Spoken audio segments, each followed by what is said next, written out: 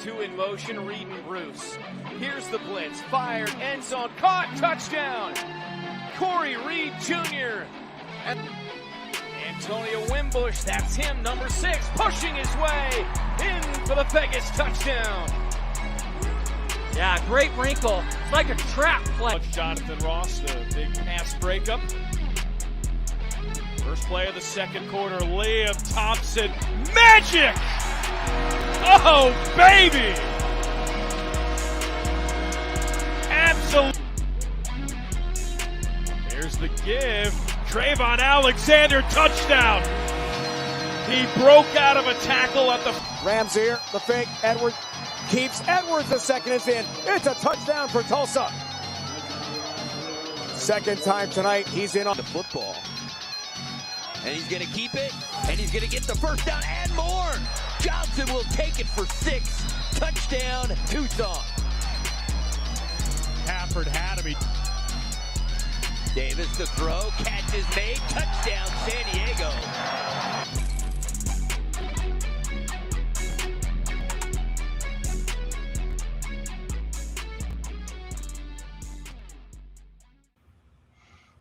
And we're back for what will be one of the last 2 or 3 times, Trey, I don't know what I'm going to do if I don't have to, work around our busy schedules to try to see you once a week. I don't know how that's going to go. Yeah, I know. It's the season. I'm going to go through Trey withdrawal. I'm going to have to I'm going to end up in Chattanooga one Saturday and just be like, Trey, I haven't talked to you, bud. Yep. Yeah, I'll find you. It's one of those. The season has been so long, and you look at it at the beginning, you're like 119 games. We got football forever. Let's go, and then we blink, and then we got 3 games left. So, big weekend of football ahead. Conference championships in the IFL. Then we got the AF1 Arena Crown as well. So, no shortage of things and stuff to talk about. No, I mean it's exciting times right now. We got big time playoff games and. We get the AF1 getting its Saturday game, and we have the IFL on Sunday standing alone. Yeah, I'm good with that. I'm very happy with that. I like that we get one and then the other. It's nice.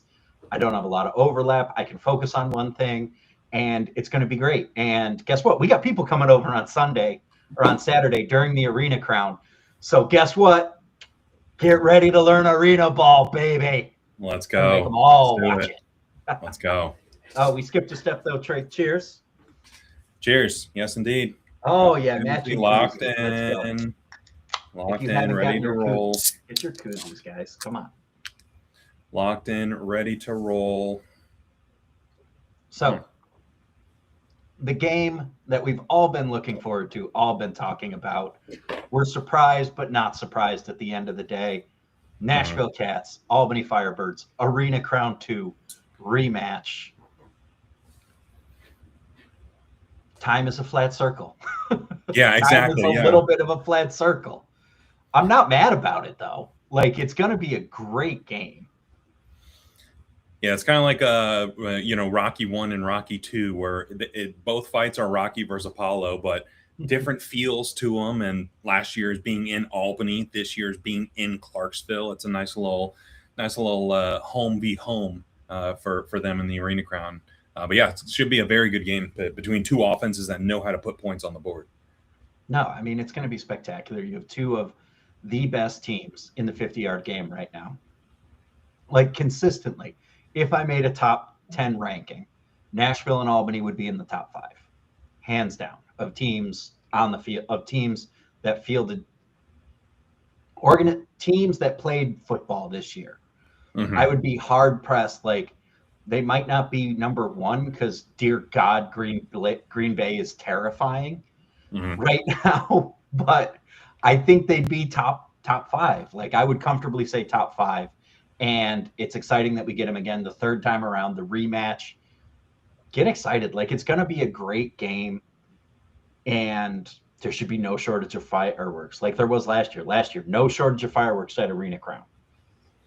Yeah, Nashville, I think towards the end of the game, they were down, 10? And they scored with a couple seconds left to make it within 3. They battled back. They never felt like they were out of it. And you know what? If you ever wanted to see a team that said, we're not losing how we lost last year ever again. Nashville said we're not losing because of our kicker again. Went out and got Kyle Kaplan. No, he is not the MVP, Trey. Not the MVP. Kickers can't be the MVP. Taking up a lot. They can be great, but they cannot be MVP. Taking up a lot of real estate up there. I'm just saying. Just making you think about it. Making you think about it.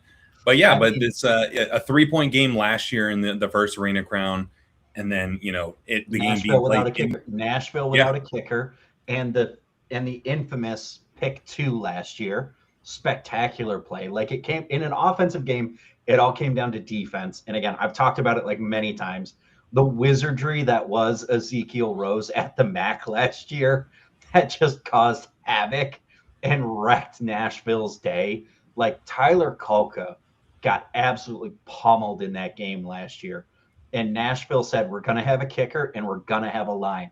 Because I don't know if Tyler Kolka's been hit this year in any game. Like, maybe, actually, no, he has. He's been sacked at least once, because I know Washington sacked him at least once. But he's been hit a lot less than he got hit last year. He's getting rid of the ball quicker.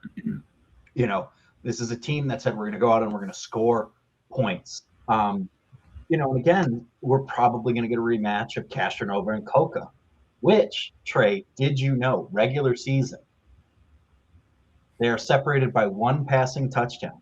Do you know who has thrown more passing touchdowns? 87-86. Between Castro and Kolka? Between Castronova and Kolka. All time between the 2 seasons combined? In AF1, yep. I feel like I gotta go Kolka just because he played more games this year. It is Kolka because he played more this year. Yeah, he had 31 last year and 56 this year. Last year, Castronova had 48 and 38 this year. Kolka also leader in yards, 4,557. Castronova second, 3,433. Sam has more rushing touchdowns though, so does a little bit more with his legs than Tyler does, which could be like Sam did not have a good. I shouldn't say didn't have a good. Did not have the elite passing performance that you would have thought he would have had in a game that they'd win like that. Because what you're talking about last week? Last season. Last season. Oh, last season. Okay. I'm talking about it. No, he was spectacular last year. I know. That's what I was saying. I was like, I'm interested. No. I'm talking about last year. Like, it's a rematch, but I'm trying to juxtapose, Trey, how things are different from last year to this year. And last year, Tyler Kolka, 47 attempts, completed 36 of them, threw for how many yards? 340 yards and 7 touchdowns last year. Just an absolute clinical game from Kolka last year. And Sam just didn't have to do that. Sam did a lot with his legs, rushed for 2 touchdowns, and, has the most rushing yardage in an Arena Crown game. Fun fact. Well, yeah, that makes sense considering there's only the 1 so far, so that makes sense. He's the leader. Well, there could have been somebody who ran for more than 18 yards, but come on. We know the net levers don't love running the ball. That's a fact. We know that. But yeah, it's going to be a very good game. And I love to run the damn ball. Okay. Yeah, it's going to be a good game. It's going to be a good game in Clarksville, and it just feels like the scales are tipped in Nashville's favor this go around. Because when you look at what Nashville does on offense, very high powered. It's no longer just a Malik Honeycutt's the guy. Bad news, everyone else. They got 3 or 4 of the guys now that can step up, and they had 3 100-yard receivers last week, which is insane to have 1 in a game. The fact that they had 3 is absurd. They scored 92 points last week. Like, yeah, the offenses aren't going to be the problem here. They're going to show up. It's how did the defenses react? It feels like Nashville's defense is going to be able to get a stop, but Albany has been getting tore up a lot of this year, especially in that secondary. So that's the big question mark for me. But they can get a stop, and they're coming in with their own big 3 at receiving with Dwayne Brown, Darian Townsend, and Isaiah Scott. Like, it's just, we could see both teams score 70 in this game. Like, if somebody scored 80, I wouldn't be shocked. because I just think these offenses are so good. No defense on earth is stopping them. I mean, Albany had 200-yard receivers. Isaiah Scott had 69. And oh, by the way, don't forget about A.G. Hall, who had another, 18, but is a threat every time he touches the ball.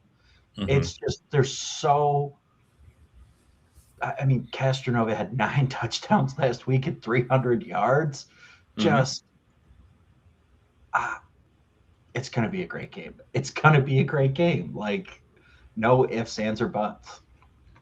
So so how do you want to do this? You want to talk about the games from last week, or do you want to just dive right into predictions for this weekend? I mean, I think last week, I mean, the games kind of speak for themselves. They went how I think we thought they'd go. Minnesota was punching with Albany for a little bit last week, and they just lost the plot a little bit in the fourth, a lot of it actually in the fourth quarter. Like, they were with it, and then they just not fell apart, just Albany is inevitable. It's a little bit like Thanos snapping in the Infinity Stones. Albany and Nashville are both inevitable, and if you can't slow them down at all, which Minnesota really couldn't, Albany pulled away late and just put it away. Like, Minnesota felt like they went on like a really cold streak to close the game, didn't they? Like, I think they scored 6 in the fourth quarter, but I think that was late, and they hadn't scored since like early in the third. I think the turning point was the little ruckus that broke out on the left side of the field that ended up seeing Jacob Lambert ejected, ended up seeing Javonte Johnson getting an unsportsmanlike for coming onto the field for trying to break up a fight. So that is the moment. It was like 51-50. Like, it was a 1-point game late in the game, and from that point on, the scales just tipped in Albany's favor. I mean, if your owner gets ejected and you get a blanket unsportsmanlike conduct penalty on the entire game, like, it was very the refs had to do something to get control of that game. Kudos to them. They got control of it because it cleaned up from there on out. And it was just one of those things where, again, Minnesota just couldn't hang with them like they needed to. They just couldn't match the shots. And Albany forced a couple turnovers. 2 picks is the difference in this game. That's 2 drives snuffed out by picks. That's 13 points. And Javonte Johnson played a relatively good game other than that, other than those 2 picks. Set an AF1 record for passing games in a playoff game with 416. Kudos to him. Yeah, I mean, considering that first half, the entire game plan was give the ball to Jarvay Flowers and let him run. So, Jarvay Flowers having, 4 or 5 touchdowns in the first half, half of them coming on little short routes that he just took it, shook a defender, and ran for 45 yards. So, yeah, it was an impressive performance from this Minnesota offense that seemed to be very ground oriented for much of the year. But Javonte Johnson really popped in this one, so good for him for the evolution he's seen in the arena game from the beginning of the season to the end. It was a spectacular game for Minnesota. Hold your head high, Monster fans, going out on that one. It was a great game. It was a great game. I'm going to go back and rewatch it probably before this weekend. Put it on before the folks get over, so that way the first arrivers understand. I'm going to set the scene for everybody as they come into the party. This is why this game is going to be so good.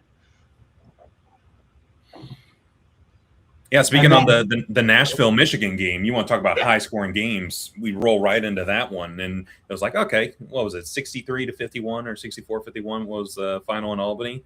All right, maybe they'll score more than that, and they did a little more. Just a little. 92-76. Yeah, just a tad. I think they had 100+ in the first half alone. Yeah. Fun fact: Javonte Johnson did set an AF1 passing record for a playoff game.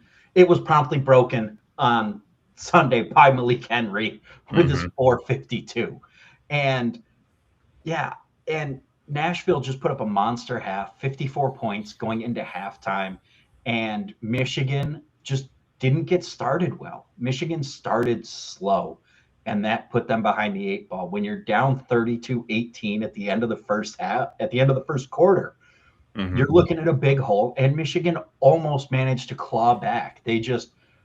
I think it was the fourth quarter. I forget what the play was, but I remember texting you being like, I feel like that's it for Michigan. Like, they had it, they had the shot, and they just couldn't do it there. It felt even earlier than that for me because going into halftime, I think they were down by 8. So it was a 1-possession game at halftime. And considering how the eye test looked, going into halftime down 1 possession was massive. And they were getting the ball to start the second half. But that strip sack fumble in the end zone to give Nashville another possession back and steal one from Michigan, that felt like the dagger where it was like, okay, that was the moment where Michigan could have gone down and tied it up and turn this into a 0-0 ball game again. But falling back into that hole, it was like, man, it's early in the second half, but there has been no indication that the Cats offense was going to be stopped at that point. No, none at all. It's a little I don't know that it's disappointing. Like, it was still a great game. It was so entertaining to watch. It was everything people think arena football is. Like, everyone who's like, there's no defense in arena football. There is no defense on Sunday. Minimal defense on Sunday. So that leads me to a take that I've been simmering on. Oh, he's been cooking. I've been simmering on this. I'm not sure. This could be a bad take. This could be a good take. It could be somewhere in between. It's going to be a great take, bro. At what point is scoring that many points too many points for the good and health of the sport itself? I don't think it felt like not towards the end there. It felt like we were just seeing scrimmage in practice where Malik Honeycutt was run downfield, lobbing it to him. Jay Grissom was run downfield, lobbing it to him. It just felt like a back and forth, and that's great. That's exciting. But at the same time, you need that tension. You need that angst of a stop. You need that tension of like, oh, the defense stepped up and did something, and that just didn't happen. So I think that tension was still there the entire time, because the tension is all they need to do is make a play to get right back in this. If they make a pick, they can do this. I don't think it's bad for the game, because I think we see plenty of outdoor other games that just turn into track meets. Sometimes you just get to a point, and I think you had 2 of the best quarterbacks in 50-yard football right now going at it with 2 of the best receiving rooms in indoor and 50-yard football. Like, I didn't think it matters what was going on. I genuinely don't think it was necessarily that the defenses were bad. I think it's that the offense. They were bad. I mean, they were bad. They were bad. Come bad on. Or the offense, or the offense is just that good. Like, the offenses might just be that good in that game. Those both receiving rooms are deep. Like, Albany might have a better receiving room. Maybe Orlando. Maybe San Diego. Yeah, you can Does make. anybody have better receiving rooms than those 2 teams? Like, those are the top 5 right now. Is there anybody else you're even consider? Trey, you're starting your own 50-yard team. I tell you, you can take. If you want any receiving room over Michigan or Nashville, you can have it. Is there anybody you're picking? I think those 5 you mentioned is probably the top 5. Yeah. But you'd be hard pressed to take somebody over this. Partner it, and I say you get to partner it with Tyler Culker or Malik Henry. How many 50-yard quarterbacks do you want more than those guys right now?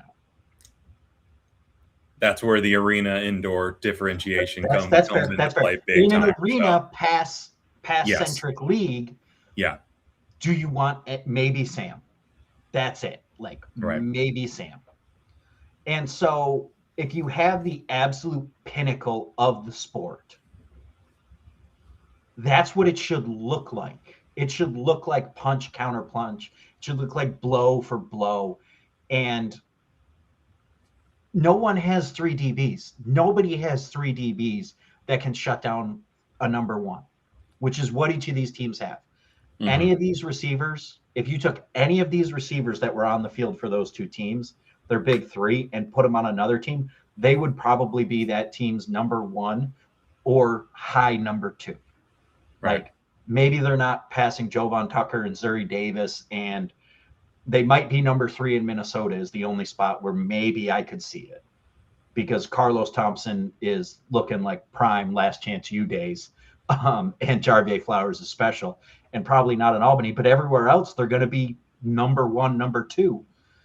Yeah. So when you have talent like that, and in Michigan's case, when you've invested so heavily in that talent, and you're an offensive minded coach, you'd also understand a little bit that you need to just keep the ball.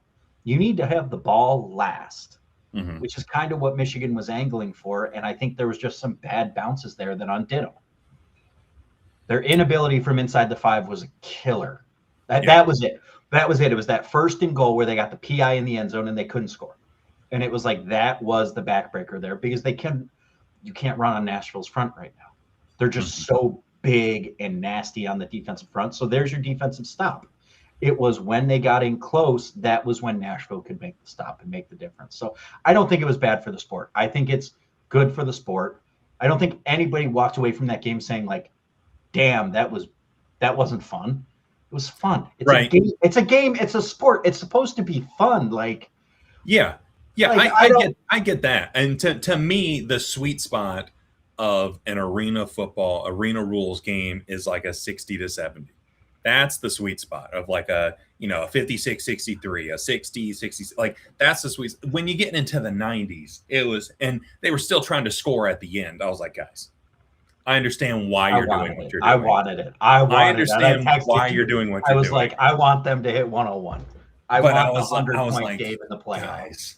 Guys, this is tough. But what I would also say is there were a few busted routes, but I think a lot of those were just really good catches. Like they beat guys, like they out-muscled guys. They would go up and get it. They would break a tackle. They would do all the things where it's like, I don't know. I don't think it's bad for the sport. I think it's great for the sport. I think it's spectacular. In the same way, I think that Green Bay Orlando game in the IFL was spectacular for the sport. Right. And it was a similar thing where just one team had one or two possessions that just set them a little too far back and they couldn't dig out the hole. Yeah. So just with all of that being said, we're heading into a Saturday showdown, 4:00 on Vice. Trey, keys for Nashville. What gets the Cats the arena crown?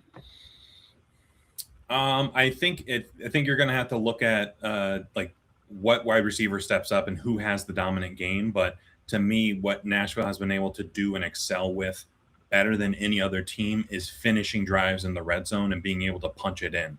And Maxwell making that all arena team and deservedly so. If they get within the 5 yards of the end zone, expect a lot of Maxwell to be able to force his way into the end zone. So it feels like we might see a 3-4 touchdown game out of Maxwell if Albany can clean things up a little bit on the secondary. But I don't know if they were getting carved up by that Minnesota passing attack the way that they were last week.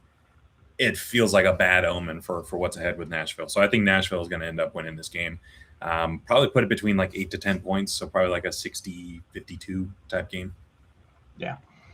Yeah, that feels right. I mean, like you said, and we talked about it already, this Nashville front has been just nasty. And they've been getting after it. They've been making plays. They've been busted down the door. They're keeping teams out of the end zone when they get in close. So you need to score from further out. And Albany might be able to. They've been using Josh Zacher a bit in that big fullback role. And their line might be able to match up with Nashville's. But it's going to be a hard row to hoe for them. It's going to come down to maybe one stop. But my actual answer is it's probably who can get 2 stops. Right. Who gets 2 stops? Whoever gets 2 stops wins this game. And I think it's going to be in that 60-point range. Like I think we're looking at probably 130 to 150 points total. Like I think it's going to be a great game. It's going to be entertaining. 65 to like 75, somewhere in there. I think it's going to be a lot of points. Dwayne Brown's back. Isaiah Scott, Darian Townsend up against Malik Honeycutt, BK Smith, Kendall Williams, and whoever else Nashville trots out as their fourth. Like, yeah.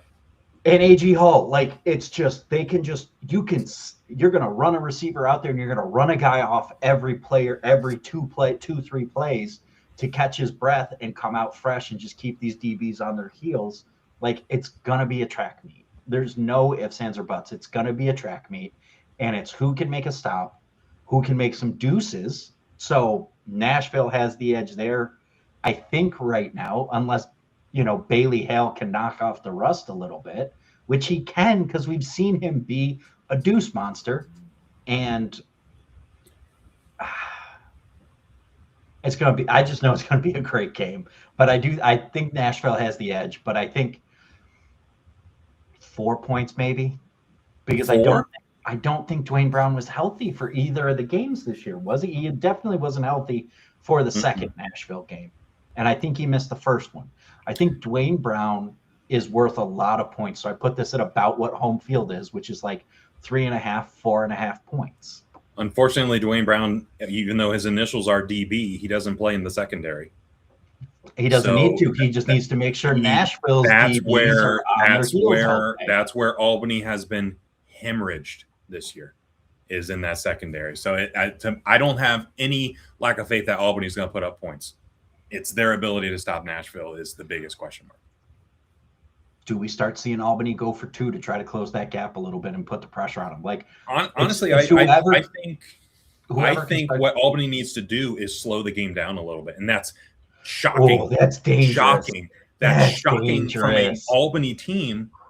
But to me, like, if you're being realistic and just seeing how this team has performed over the past couple of weeks, I think that's the path.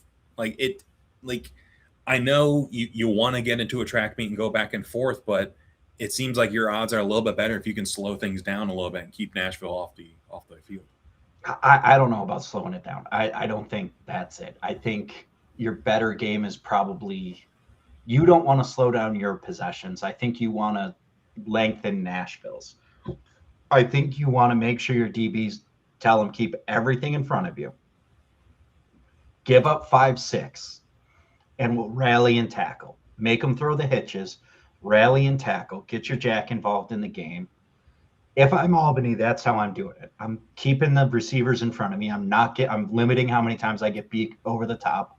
Rally and tackle, shorten their field, and just condense it, and just try to keep Desmond Maxwell out of the end zone. And I think that's a winning recipe for Albany. So the winning recipe is to put the ball in the hands of the all-arena fullback in the red zone.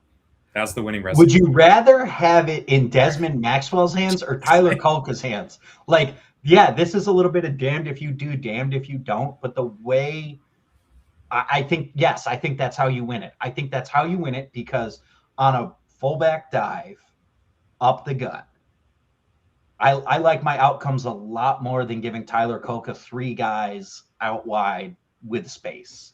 I like that outcome a little bit more, just because by the mass of bodies in there, there's more things that could go wrong for the offense. I like that. I like that. Like, we'll see. I think, like I said, Albany's defense is the liability for them. So that's the key. See how many stops they can get, if any. 2. It's a 2-stop game. First team to 2 stops wins. That's my prediction. I think that's going to be Nashville, but we did get a good question here. Will either of you be at the Arena Crown game? I will not be. We had pre-existing plans before we got a firm date. Trey, how about you? Yeah, I won't be able to. It was one of those ones where it feels like a week earlier. I probably could have, but yeah, it's not going to work out. Yeah. But I'm very excited to watch the broadcast. We'll be watching very intently for sure. So now heading over to the IFL, Trey. 2 semifinal games on Sunday, 4 and 7:30. Another banger of a Sunday. Going to be great. After all the excitement that I'm going to have on Saturday, I'm going to need to just settle in with some rehydration and enjoy a doubleheader of IFL action. A Yahoo Sports doubleheader a week after a Yahoo Sports triple header. What better way to spend a Sunday than watching football? And these 2 games are going to be great. The Eastern Conference Championship is going to be very, very fun. And then that Western Conference Championship. can San Diego get the monkey off their back, right? Arizona's had their number this year, so can they overcome that at home? So yeah, two very compelling matchups here. Bro, two bangers on tap for this. Bro, do you believe we have two bangers on tap for this? Bro, I can't believe it. I can't believe it, bro. I can't. I truly can't. It's bro-tastic here. So excited. Yeah,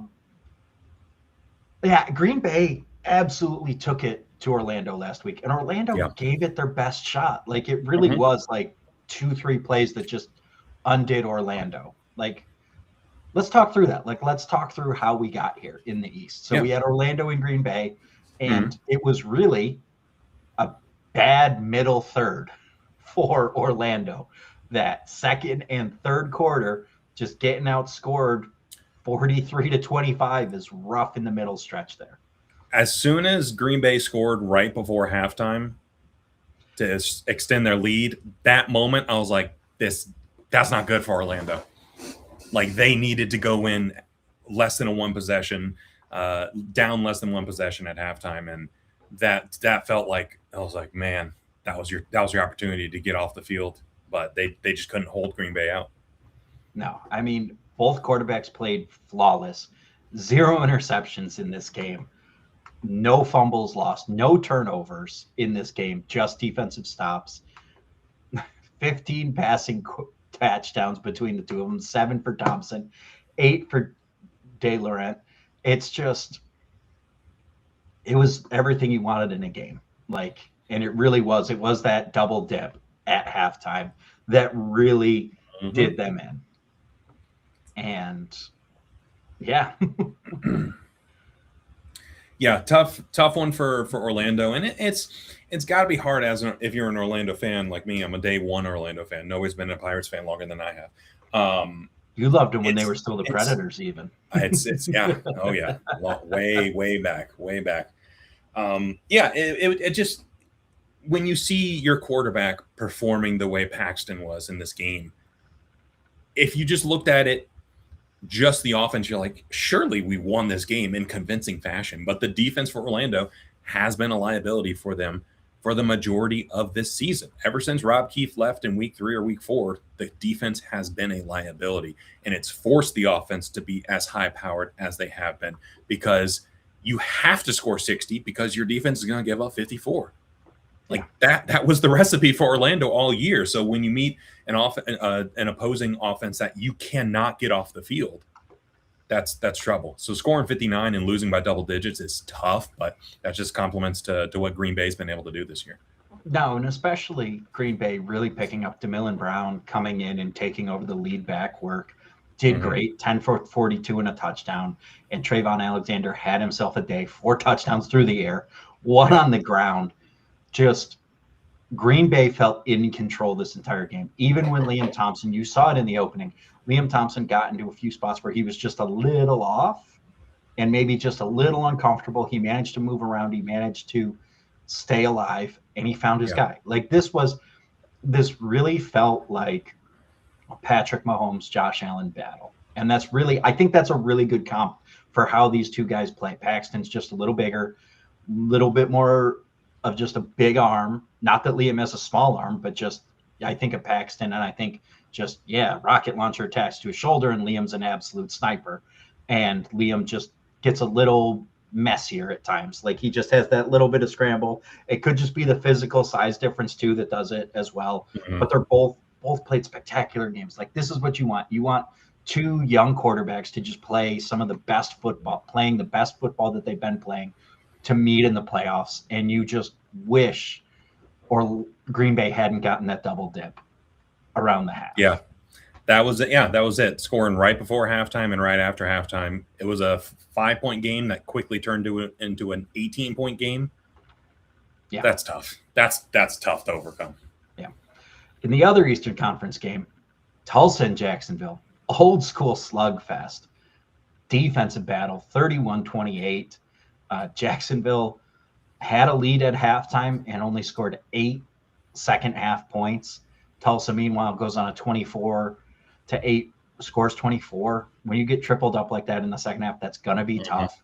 You know, Jacksonville started okay, but it just, neither one of these offenses felt like they were firing on all cylinders in this game. And was that, do you think that was defenses? Do you just think that was nerves, or was it just some weird combination of it all? I think the defenses came out and played really well. For Jacksonville's defense in particular, they had a very clear game plan that worked. It was, no matter what happens, we're hitting TJ Edwards after every play. Yeah. And he got absolutely rocked on the first play of the game. And you usually don't see him get rocked like that. And the fact that they let the play clock go down and they called a timeout with 12 and a half minutes left in the first quarter kind of indicates to you that he was feeling it. Like that was a brutal hit to start the game. So to me, it felt like he got knocked off a little bit, but eventually got back in stride in the second half and got his wits about him. But for Jacksonville, it felt like they had a lucky break with that Sammy Edwards run, scramble for like 27 yards or something to open the game, open the scoring. From there, they really couldn't do much. And I think it's a credit to what the Tulsa defense was able to do. They kept everything in front of them and made life very difficult for Edwards through the air. He didn't score a passing touchdown until late in the third quarter. So it was. Yeah. I think both defenses deserve a nice little tip of the cap for their approach to this game and how well they played. Yeah, and heading into this weekend's showdown, Tulsa's got to get their track shoes on. Like, there's no way you're going into Green Bay. This isn't old school blizzball where it's, a deuce off and whoever has the ball, the longest is going to keep the other person off the board. This is going to be a battle. Like, they need to be ready to score points, because I don't think they're going to be able to contain Green Bay's offense after what we've seen from them this year. I mean, what are your thoughts? Can Tulsa contain Green Bay heading into this game? Before I dive into that, I wanted to touch on one more thing with Jacksonville, Tulsa. If you're Jacksonville, this one hurts. This one hurts bad, because you had the ball up 7 late in the fourth quarter, and you lost the game without ever touching the ball again. Yeah. That's tough. That's brutal. And so Jacksonville had a chance to put Tulsa away, and they just couldn't do it. They couldn't get it done. So it was one where it was at Jacksonville's fingertips. Like, they had this game locked in. If there was a probability meter, the ESPN probability meter, it's probably like 85% Jacksonville at one point when they had the ball late in the fourth. But yeah, credit to Tulsa for after the game, some of the players were saying, we didn't know how we were going to do it, but we knew we were going to do it. Yeah. And that's exactly what happened. So but good teams good teams find a way to win. They find a way to win, whether it's good, bad, ugly, whatever. Yeah, and that explains why they won 10 in a row at this point and looking for number 11 this weekend in Green Bay. But I agree. I think Tulsa's defense is going to have its work cut out for them. But I think the key to Tulsa's success is going to be sustained drives on the offensive side of the ball. I think if we see Tulsa get the ball first, would not shock me to see a 5-6 minute drive where they do a handoff to Caleb Ramseur. They do a TJ keep. They do a short hitch to Germanic, like a 7-8 play drive, just to take some of that energy out of the building and try to get on the board first. I feel like Tulsa has what it takes to be able to knock off Green Bay in this one. I really do. They're going to have their work cut out for them. Yeah. TJ's going to have an unbelievable game, and the defense is going to have to find those opportunities that not many people have. But I think this is the worst matchup for Green Bay in this playoffs. This defense has to play like they played in May. They turned Liam Thompson over 3 times. Yep. And TJ Edwards was still early season. He wasn't in prime form yet. So with TJ Edwards in top form right now, if this defense can turn Liam Thompson over like they did, they can win this game. They can win this game going away, because Liam Thompson hasn't really been turning the ball over as of late. He's looked much better. And, again, he's an MVP candidate. He is probably the front runner for MVP right now. And so just knowing that and knowing how this Green Bay team has looked, if the Tulsa defense shows up like that, TJ Edwards can win this game in a big way. And I think that's going to be really tough, because because if they don't turn them over and it's a track meet, I mean, Tulsa still could hang with them. It could look like it's a one-stop game. It's who gets the stop. It could very well just be who gets the stop, who gets the 4 and out, who gets interception, who forces a fumble, who just makes that play when you got to have it. And TJ has had some great games in Green Bay over the years. I think last year he had 120 rushing yards against Green Bay. Back when he was with Frisco, I think he had like a 10 touchdown game in Green Bay. So it's like the signs are there for them to be able to do it. And with Axel Perez playing the way that he is, and that clutch kick to end it last week, it's there. It's right there. Yeah. So what's your pick in this game? We're gonna put you on the spot, and who's winning it? It's gonna make some people mad, but I'm oiled up. Let's go. I'm still uncomfortable by that. Like, just so we're clear, like that Jacksonville game is ending, and Trey just hits me with an "oil them up." And oil them up. I am uncomfortable right now. I think we see Tulsa pull it off. Like Green Bay has not lost at home this season, but like I said, I feel like the way this Tulsa offense operates, how opportunistic the defense is, and what they've been able to do on special teams, they're clicking in all three phases, and I don't know. There's just something about this Tulsa team. So you talked about it, like Jacksonville kept it close because they hit TJ every time. Mm-hmm. Green Bay has a good front. Can Green Bay hit him like Jacksonville did? What is your thought on that? I think they can, but I think Tulsa's going to have to adjust their strategy and not go bombs away immediately to allow TJ to get into a groove. And that's what happened against Jacksonville. They were going for that 45-yard bomb right off the rip.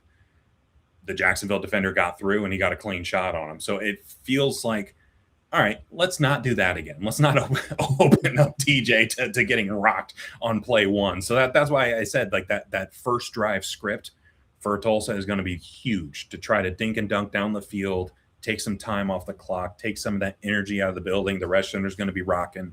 But yeah, Green Bay's going to bring it. They're absolutely going to bring it. It's going to be a great game. I think Green Bay at home is just big. Do we have a line on this yet? It's 3.5. Yeah, that feels right. Home field. 3.5 for home field feels about right. Yeah. I don't know how. 3.5, a home field number. I like that. But I'm taking Green Bay. Just the way this team has been playing, the way they've just – I think they're the best team in indoor and 50-yard football right now. Mm-hmm.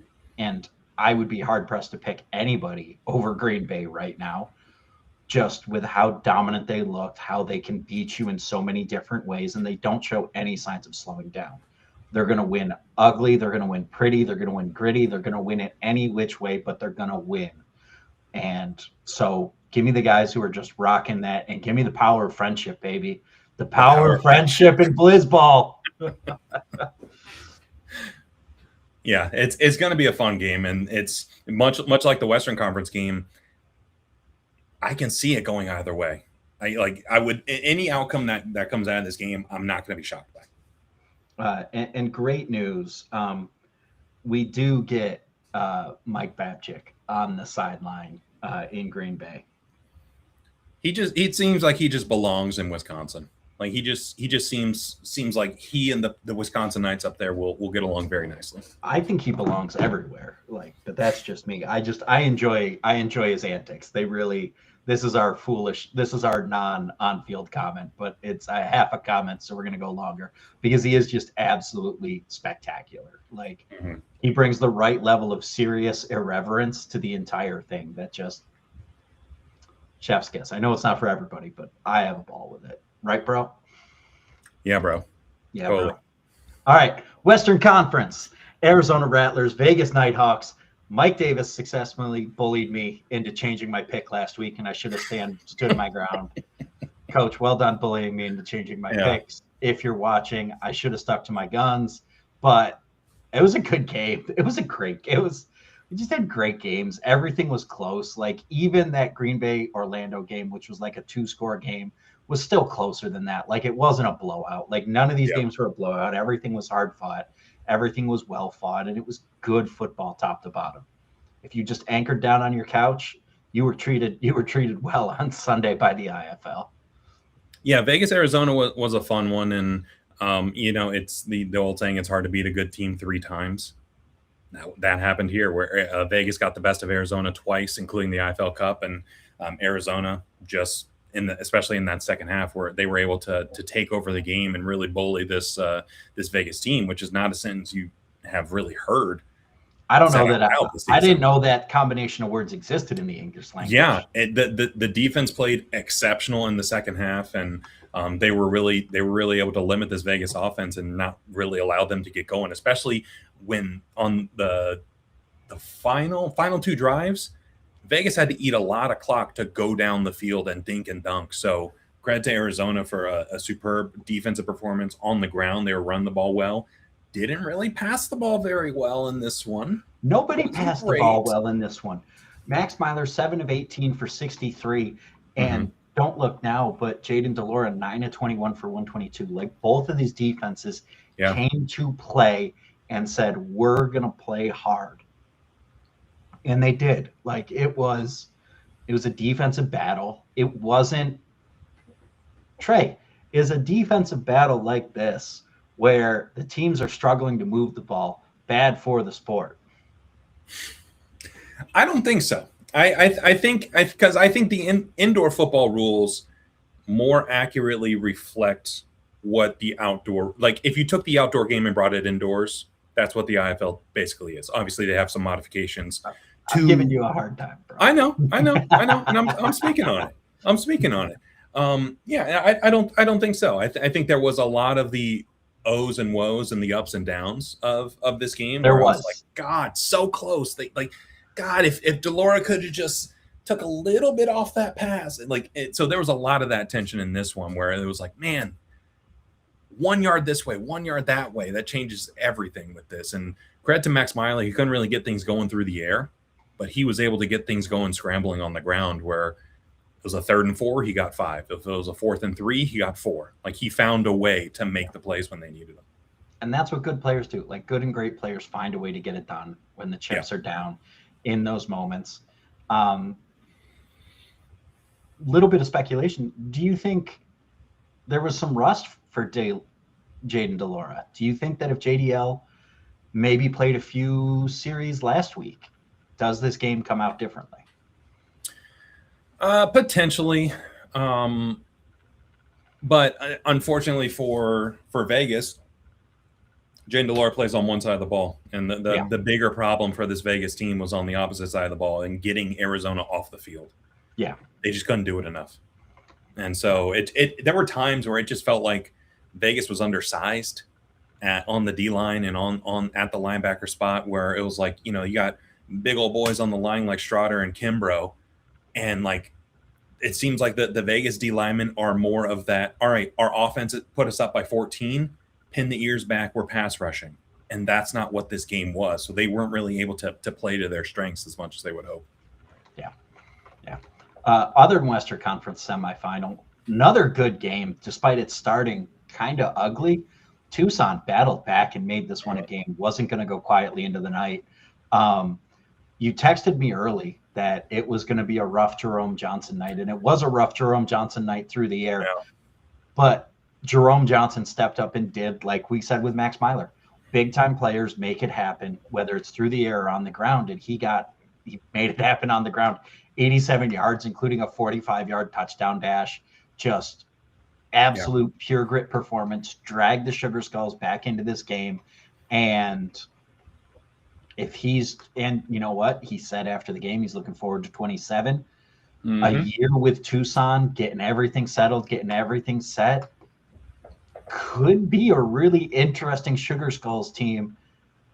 And unfortunately for them, they had to run into the San Diego Strike Force, and Nate Davis had another classic Nate Davis performance, but added a little bit with his legs, 15 yards rushing. Said Bonner talked about it a lot on the broadcast, but he's not wrong. Like, that was a atypical game for Nate Davis to run that much. But not just tucking and running, he was moving the pocket at times where, like, all right, the D line is crashing down to the left. Let me just roll out right, buy myself some time, buy my receiver some time. He did that like 3 or 4 times in the first half. So it's like, okay, this isn't an added wrinkle where they're running a read option where usually in the regular season, 9 times out of 10, it's just a straight handoff. But he's tucking it and running and rolling out. So it was an interesting wrinkle. Yeah. And San Diego fed Vander, 15 touches for 59 yards. No touchdowns, though. Tucson kept Vander out the end zone, but they could not keep Jalen Sample out the end zone. No, 5 receiving touchdowns. It was another great game. It felt like it could get out of hand when San Diego went up 17 late in the fourth, but Tucson just battled back, stayed in the game. I mean, and a couple bounces go a different way on an onside kick, and all of a sudden Tucson's in this thing. Mm-hmm. Yeah, Tucson battled back, but they just put themselves in too big of a hole. And like you said, against a team with the caliber of players that this San Diego team has, both on offense, defense, and special teams, just across the board, you can't be putting yourself in a hole that early. I think Jerome might have started like 2 for 9 or 2 for 8 or something, and just empty possessions early. They were able to claw back and make it a game despite that. But yeah, a full year with Jerome Johnson at QB for the Sugar Skulls team could be very, very exciting. So I'm curious to see how many other pieces get brought back and in the offseason what they end up doing to fill that offense around him. Yeah. All right, so we got the showdown in San Diego, 7:30 Sunday night. We've got San Diego Strike Force taking on the Arizona Rattlers. Trey, keys to the game for each team. Who you got? Keys to the game, we need for San Diego, they need a good Nate Davis game. The last time these two teams played in Oceanside, Nate was just off. And credit to Arizona for keying in on him and getting some pass rush there. But even when the pocket wasn't collapsing on him, he was 1 yard off to the left, 1 yard off to the right, overthrowing his guy just a little bit. Just a super atypical game. So we need a solid Nate Davis game in this one for them to be able to pull off this win. And for Arizona, it's the same thing, that quarterback spot. I was not really impressed with what Max Myler was able to do last week against this Vegas secondary. Secondary for Vegas is good, but when you're the reigning IFL MVP, kind of expect you to be able to step up in those situations through the air. So what Arizona is able to do through the air, they have a good ground game that was very impactful and very successful for them last time these two teams played, but they're going to need a little bit more out of Max Myler this week. Yeah, they need to not average like 32 points, which is what they averaged previously against Arizona, which has me really worried for the Strike Force because Arizona has been the only team this year to be able to shut them down. Yeah. In July, 36 on a Monday night game, and earlier in the season, 27. They had no other games where they were under 40 this year. Yeah. So just knowing how well Arizona plays this team, the only game they were even close to that was Tucson, week 20, when they were playing some backups. Right. And no Nate Davis. So it's hard to beat a team 3 times. The Strike Force have the vibes right now. The vibes are good out there in San Diego. Front wave should be rocking.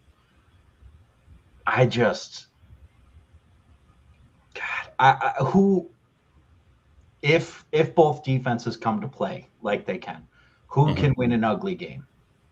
Who's more likely to be able to win an ugly game? If it gets ugly, probably Arizona. If it just gets one ugly, probably San Diego. Like what is ugly and what? How many? Okay, so we have a normal game. Okay. Yes. One ugly out. What does one ugly out look like? I think one ugly out is defense gets a stop first drive, other defense gets a stop first drive, into the first quarter is 7-0. To me, that's ugly for these two games, for these two teams. What's ugly out? Ugly is it's 10-6 at halftime because neither offense can really get things going. And if that's the case, Kemo Clark, Ron Brown, Max Myler on the ground, it seems like they're going to win those rugby scrums in those situations. So if we get to 3 uglies out, what does 3 uglies out look like? That's a triple negative, and then that becomes a kicker's duel, and then it goes back to San Diego. So I get so ugly is San Diego, ugly is Arizona, ugly back to San Diego. That's analysis, folks. Okay. What are the odds we get the second half where Arizona's down and we get, oh my God, it's Dalton Sneed running out the tunnel with a steel chair? I think the odds are better than I think anyone would care to admit. Just because why do you Would make you that go sign? to Dalton Sneed if you're okay? Halftime. Kevin Guy's down 18 points. Arizona's down 18 at the half. Nate Davis is balling. Yep. Who comes out the tunnel at quarterback? Nate or oh Lord, Drew Powell, Dalton Sneed, or do you stick with the guy who brought you Max Myler? It's old school the jersey. You put on your grandfather's jersey and you're transported into Kevin Guy's body to make that decision at halftime. Yeah, Drew Powell didn't dress last week, and I think that's damning for his eligibility for this situation. So it feels like we'll get a Max Myler with Dalton Sneed dressed as backup. In that situation, I wouldn't be surprised to see Sneed make an appearance. Oh, I wasn't saying. I really wouldn't. Would you be surprised? What would Trey do? What would I do? That switch. It would be tough to throw in a guy who hasn't played in 21 weeks at all during the regular season, going back 365 days. That would be tough for me. It would have to be a doomsday scenario for me to put him out on the field. You brought Max in for a reason. Let him ride it out in that spot. But I think if we're looking at picks, we're looking at winners here. My preseason pick was San Diego to win the championship. I feel morally obligated to stick with my guns, and I think that they can do it again. I think they can win it and meet up with Tulsa in the IFL National Championship if all goes according to this brain here. We'll have to see. But yeah, I like the San Diego team, but they just got to find a way to get past this Arizona defense that has been giving them fits. Yeah. I love San Diego. I love Nate Davis. But you said it. The team that has more ways that they win, I like them. I like Max Myler. He showed you something last week, just putting the team on his back. Almost more rushing yards than passing yards out of your quarterback, and you still win the game is huge, even in the indoor rule set. Quarterbacks should always throw for more than they rush. And if you're in a spot where your quarterback is within 4 yards of his rushing and passing totals and you still win, you're going to be able to win any which way. And I think that matters. I think that matters so much. And I just think the fact that it wasn't like Arizona won a shootout with them twice. They bludgeoned them with defense twice. And just forget Rattlers. They turned into the Arizona boa constrictors against San Diego and grounded the strike force. Hitting all the metaphors there. And defense travels. Defense travels in every level of this sport. And I think that matters. So I think this is Arizona. Do we have a number on this game? Is it it's probably 3.5? 3.5 for Arizona. San Diego's home dogs. Yeah. Oh, that's wild. Yeah. Yeah, I think being the number 1 seed and being disrespected like that at home. Being a home dog is crazy. But I don't think it's wrong. I don't think it's the wrong number. I think the defense traveling matters, and I'm going to stick on it. I'm going to stand on it. No coach is going to come in the chat and bully me. Head coach, defensive coordinator, whoever shows up in the chat, I'm standing on Arizona and Kevin Guy, and we're going to get a blizzard. We're going to get a matchup of 1 seeds, and what I think will be the first time in IFL history that both 1 seeds make it with Arizona's a 3. Yeah, I was about to say. No. Sorry. They're favored. So favored. But not the number 1 seed. Arizona, Green Bay, and Tucson just feels like it. Yeah, and there's a good storyline there with Max Myler and Kimo Clark facing their former team in the same building where they came up a little bit short one year prior. Liam Thompson versus Max Myler, you know, in what I think will be a showdown of last year's MVP and this year's MVP. That's a storyline right there. The kid taking down the old guy, like, it matters. Damn, Max Myler, an old guy. I mean, for indoor, he's an old guy. I mean, what's he on? Year 5? He's on year 4 now? I think year 4, yeah. He's a vet. Vets are old guys in indoor. As soon as you hit vet status, you're an old guy in indoor. We know this, Trey. Like, there's a cap on vets on each team. Some teams don't hit that cap. If you hit vet status, you're an old guy. You're not quite an unk yet. Nate Davis is an unk, without a doubt. Dalton Snead, if he plays, is an unk. Yeah. Those guys are unks in this game. They need a designated unk roster status. Yeah. They need one unk roster spot, and we'll pitch that in the offseason. Ooh, I like that. One unk roster spot for the – but everybody's going to use it on their quarterback. So be it. I'll allow it. Let's go. You just want somebody to bring Dalton Snead out of retirement. Maybe. Are we sure Dalton Snead isn't just such a baller that he's been like playing in some soccerplex league, wearing like a visor and never taking his helmet off, and just like he hasn't secretly been just staying in perfect shape, ready to go, waiting for the call? What's the name of the Eli Manning TV series that they Chad Powers? Chad Powers, yeah, a little Chad Powers action. 10 out of 10. Chad. Yeah, I mean, there's in the next season of Chad Powers, if he doesn't leave college and go to the indoor football league, I'm disappointed. Chad Powers definitely played indoor football at some point. I'll reach out to Glenn Powell, see if he'll open my DM. But yeah, I think there's compelling storylines for every single matchup that we can get, whether it's Arizona, Green Bay, whether it's San Diego, Tulsa, whether it's San Diego, Green Bay, Tulsa, Arizona. There's some compelling storylines for all of them. So I'm very excited to see how everything plays out. It's going to be great, folks. Grab your popcorn, grab your brews, text your buds, and watch some ball on Sunday. Trey, anything you need to plug before we get on out of here? Yeah, I got a new episode of Off the Wall dropping tomorrow on Thursday, if you're not listening to this live. No guest this week, but we do a mailbag episode where we kind of dive into some questions, comments, and hypotheticals that get thrown our way. So dive into that. Had some fun answering some of those. So good episode in my opinion, in my humble opinion. Off the Wall FB, F as in foot, B as in ball, across all socials, YouTube, Spotify, Apple Podcasts. Yep. And y'all, if you're not subscribed already, make sure you're subscribed to us on wherever you get your stuff. Also, make sure you check out Indoor Football Weekly. You'll get our IFL section. But you'll also get us talking about the IFL teams. All rookie and offense dropped today. So we're going to talk about that. Check that out. Available on Indoor Football Weekly over on YouTube, Apple Podcasts, Spotify, or, if you want another podcast platform, just let me know. Pretty easy to stand it up. Just let me know. I don't know of any other ones, though. So that's Trey. I'm Adam. It's been another great episode of Arena Football Weekly. Trey, last weekend with 2 leagues playing. It's one of the enjoy every moment. Enjoy every moment, because you don't know what you got till it's gone. That's right. They pay paradise and going to put up a parking lot. Bars. Going to make us watch outdoor game. So, all right, we'll see y'all next week.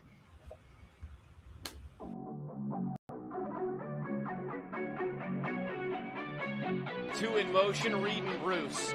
Here's the blitz, fired, end zone, caught, touchdown. Corey Reed Jr. And Antonio Wimbush, that's him, number 6, pushing his way in for the Vegas touchdown. Yeah, great wrinkle. It's like a trap play. Jonathan Ross, the big pass breakup. First play of the second quarter, Liam Thompson, magic! Oh, baby! Absolutely. There's the give. Trayvon Alexander, touchdown. He broke out of a tackle at the... Rams here, the fake, Edwards keeps. Edwards, the second is in. It's a touchdown for Tulsa. Second time tonight, he's in on the football. And he's going to keep it, and he's going to get the first down and more. Johnson will take it for 6. Touchdown, Tucson. Hafford had him. Davis to throw, catch is made, touchdown.